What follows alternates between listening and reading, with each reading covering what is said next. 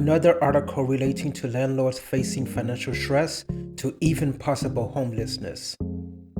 From CBS New York. 96-year-old Brooklyn landlord can't evict tenant who hasn't paid rent in almost 3 years. This article is 7 months old, but I do nothing current anyway. However, the information is still valid. This guy was robbed by a younger person and possibly still getting robbed. Where are the people that cares and thinks so much of the elderly? Does this guy needs to be protected? I guess his elderly status only comes in if he was a tenant.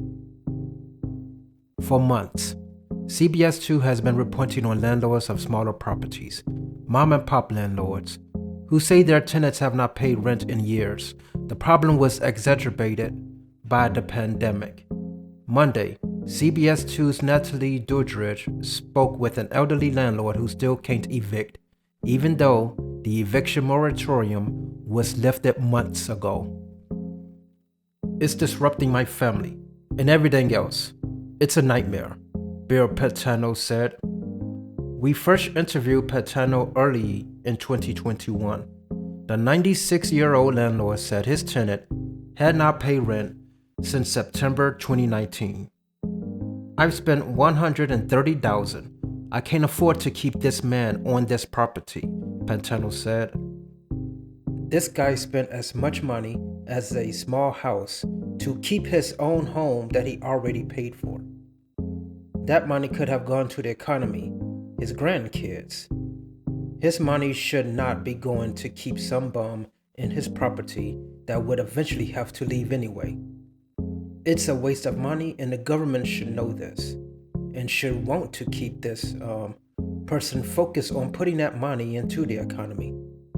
However, they want to keep nickeling and diming us, like for me, the number of court appearances that weren't even necessary, and that just had additional costs to the eviction. Patano said 80% of his retirement income comes from the 2-bedroom condo on Benson Avenue in Brooklyn. He bought it in 1984. This is one of the reasons to diversify your portfolio. This is like the stock market going down and you have 80% of your money in it. I should actually take the time to figure out my money balance, but I'll just push that off for later. This is showing how much people really don't care for the elderly that says that they do. This guy is not working. He's living off of his retirement money. 80% of his retirement income was that condo. To me, that indicates this guy doesn't have multiple places. This guy isn't some real estate tycoon, a big corporation, or any of those other silly terms that those bums use to identify hard workers. I don't want him there. No matter what, I want him out, Patano said. Patano filed to evict the tenant in 2019. A court date was set for April 2020, but COVID hit and eviction moratorium took place. The moratorium was lifted in January 2022, but now he's facing another hurdle. The only thing that's holding it up, it seems, is the ERAP, he said. ERAP stands for Emergency Rental Assistance Program, which allows tenants to apply for back rent accumulated during the pandemic, which will go to the landlords.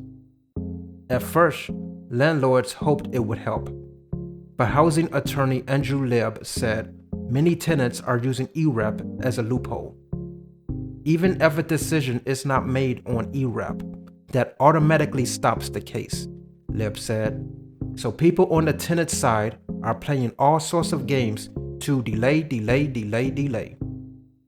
At least I didn't have to face that. I had the option to reject the ERAP when the person applied the second time. However, in more crazier places, this obvious delay tactic is obvious. This tenant wasn't paying before the pandemic, and this person is not going to be paying it after the pandemic. This person just wants free stuff and is not contributing to the economy in any positive way. New York City's housing court said there are approximately 75,000 cases currently waiting decisions. There is such an enormous backlog. Assemblyman Jeffrey Denoswitz said. Denoswitz, one of EREP's co-sponsors, acknowledged the program is far from perfect. We went to great lengths to try and protect tenants from eviction. We also didn't want landlords to be forced into horrible economic situations, Denowitz said. If a landlord accepts payment from EREP, the tenant cannot be evicted for the next 12 months. If those liars didn't want the landlords to be in a horrible economic situation, then obviously this can't evict for 12 months, and applying for EREP stops an eviction would not be part of that county's rules. For me, for the tenant that I had eventually had to evict, what happened was the EREP eventually ended in September. I wanted her to leave, and I gave it until December. While I didn't tell her not to pay for the October and November, I wasn't going to care too much, if she would have left by December. She didn't leave, and then came the 10-day notice for the 3 months to pay in December. I think I could have done the 10-day notice on the first month out of EREP. Yeah, but I was just gonna give it some time. And also, it's bad for landlords to have these horrible and destructive laws against us. For this 96-year-old elderly man, he now has no time to rebuild and adjust his finances. The government and the tenant just totally messed him up.